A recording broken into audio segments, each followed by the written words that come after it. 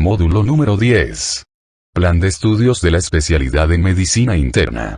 Granulomatosis de Wegener. Enfermedades musculoesqueléticas y del tejido conectivo. Una revisión realizada en el Hospital Clínico Quirúrgico Docente Miguel Enríquez. La Habana, agosto de 2021. Contenido. Concepto. Etiología. Frecuencia y prevalencia. Anatomía patológica. Patogenia. Manifestaciones clínicas. Diagnóstico. Tratamiento. Pronóstico. Vasculitis asociada a anticuerpos anticitoplasma de neutrófilo. Vasculitis de vaso pequeño. La granulomatosis con poliangitis.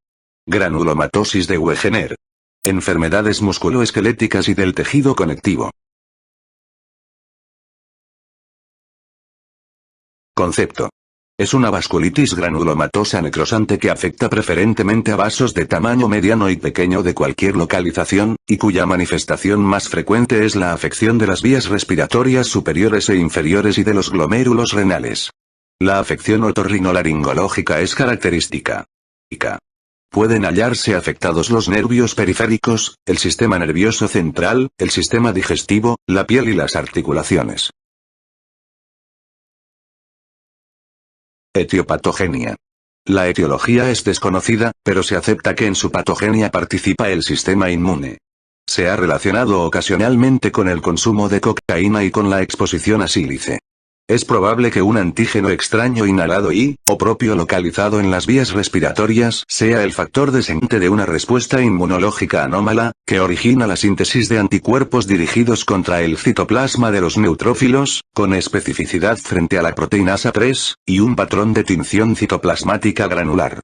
Estos anticuerpos se han implicado en modelos experimentales y en observaciones clínicas en la patogenia de la enfermedad e inducen una activación inadecuada de los polimorfonucleares. El desarrollo de estos anticuerpos se ha relacionado con la colonización por Staphylococcus aureus.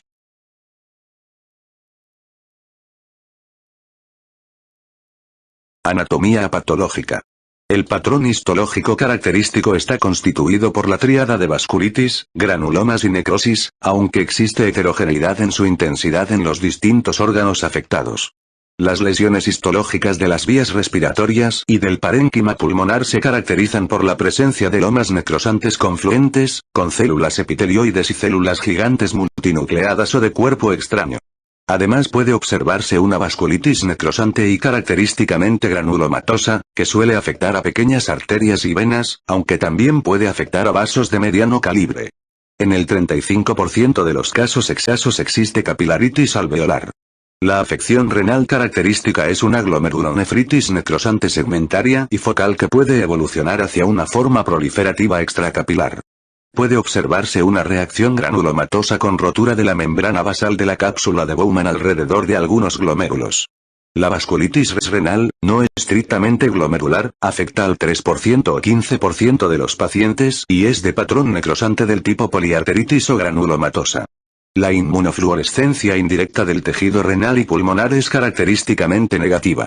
También se puede observar vasculitis leucocitoclástica cutánea o vasculitis de los vasa nervorum en la mononeuritis múltiple. Cuadro clínico. La granulomatosis con poliangitis, granulomatosis de Wegener, predomina en pacientes de 40 a 50 años y afecta de forma similar a ambos sexos.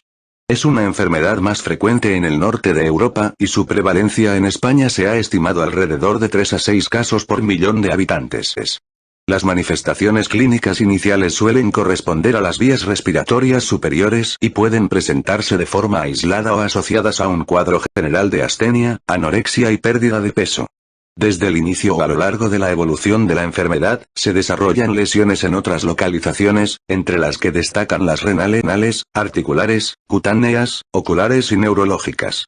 Las vías respiratorias superiores se afectan en más del 90% de los pacientes, con desarrollo de sinusitis, rinitis y otitis media. Se han descrito ulceraciones nasales, perforaciones del tabique nasal y deformidad de la nariz en silla de montar. Estas lesiones inflamatorias se pueden sobreinfectar, en especial por Staphylococcus aureus. En el 25% de los pacientes puede aparecer una estenosis traqueal subglótica. La afección pulmonar se halla presente en la mitad de los pacientes desde el inicio, y aparece en la mayoría, 87%, a lo largo de la evolución.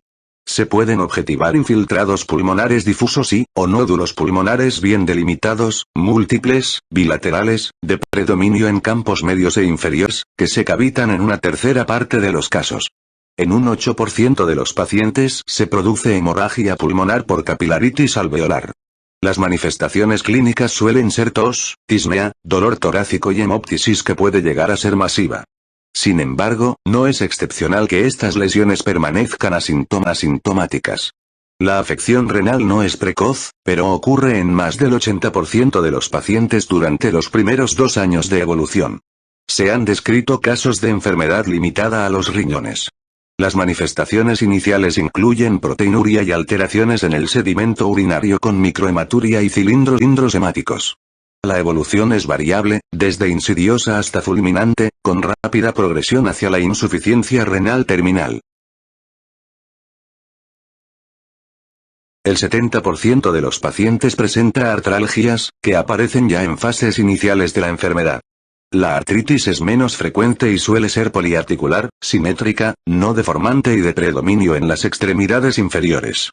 En el 50% a 60% de los casos existe compromiso o efecto directo de las vasculitis o por extensión de la inflamación granulomatosa desde los senos. Las formas de presentación incluyen epiescleritis, escleritis con queratitis periférica o sin ella, uveitis, afección vascular retiniana y dacriocistitis. La afección orbitaria es causa de proptosis, pseudotumor orbitario, y de compromiso del nervio óptico. En el 50% de los pacientes se afectan la piel y las mucosas. La manifestación más frecuente es la púrpura localizada en las extremidades inferiores. También pueden aparecer lesiones ulceradas, pápulas o nódulos subcutáneos. Ocasionalmente aparecen úlceras y lesiones granulomatosas gingivales, encías en frambuesa. En el 15% a 25% de los pacientes se produce una mononeuritis múltiple o una polineuropatía simétrica. En el 8% existe afección del sistema nervioso central, que es muy variable e incluye lesión de pares craneales, paquimeningitis, vasculitis y compromiso hipofisario. Exploraciones complementarias. En el hemograma suele existir anemia normocítica y normocrómica, leucocitosis neutrofílica sin eosinofilia y trombocitosis con elevación de la VSG. En caso de afección renal se produce elevación de la creatinina sérica, alteración del sedimento urinario, microhematuria con hemomórficos y cilindros hialinos, y proteinuria. También puede observarse hipergamaglobulinemia y positividad del factor reumatoideo, 50% de los casos, con negatividad de los antiinflamatorios.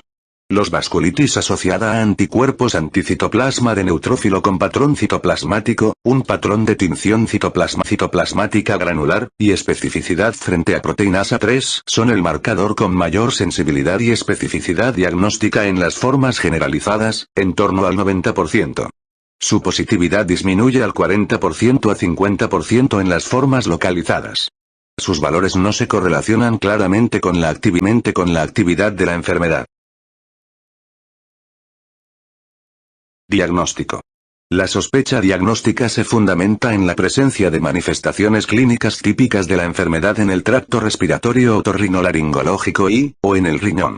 El diagnóstico es clínico patológico con soporte serológico. Para seleccionar la muestra biópsica más idónea, conviene tener en cuenta el patrón histológico típico, no siempre se encuentra en cualquier tejido afectado.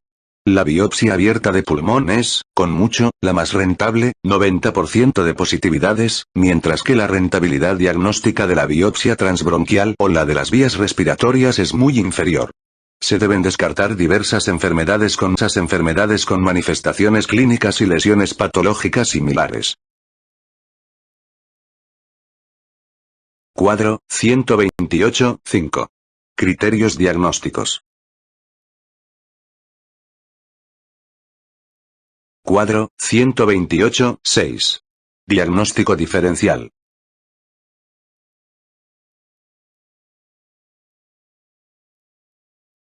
Pronóstico y tratamiento. Sin tratamiento, el pronóstico es ominoso, con una supervivencia media de 5 meses tras el desarrollo de la afección renal y una mortalidad del 90% a los 2 años. En la actualidad, el tratamiento se ha estratificado según la gravedad de la enfermedad, formas localizadas, generalizadas y se ha dividido en una fase de inducción de remisión y en otra de mantenimiento de la remisión, para disminuir al máximo los efectos farmacológicos adversos. Para inducir la remisión de la enfermedad en las formas generalizadas y graves se recomienda administrar glucocorticoides y ciclofosfamida intravenoso, 0,6 gramos por metros cuadrados, en pulsos mensuales, aunque también se puede administrar ciclofosfamida con una dosis de 1 a 2 miligramos por kilogramo de peso y día. La dosis de ciclofosfamida se debe ajustar según la creatinina del paciente, a fin de mantener el recuento de leucocitos en sangre superior a 3% 9 litros o la de granulocitos superior a 1,5% 9 litros, y debe disminuirse un 25% en pacientes mayores de 65 años. Inicialmente se administra prednisona, 1 miligramos por kilogramo de peso y día, en dosis única matutina diaria, que a partir del primer mes se puede reducir progresivamente hasta alcanzar una dosis igual o inferior a 5 miligramos por día a los 6 meses. Es esencial el seguimiento de la actividad de la enfermedad por el control de manifestaciones clínicas, la VSG y los valores séricos de vasculitis asociada a anticuerpos anticitoplasma de neutrófilo. Una vez alcanzada la remisión de la enfermedad, puede sustituirse la ciclofosfamida por azatioprina, 1 a 2 miligramos por kilogramo de peso y día, que se mantendrá durante un mínimo de 18 meses. En pacientes con formas localizadas o sin afectación renal se pueden administrar 20 a 25 miligramos semanales de metotrexato de forma alternativa a la ciclofosfamida para inducir la remisión de la enfermedad.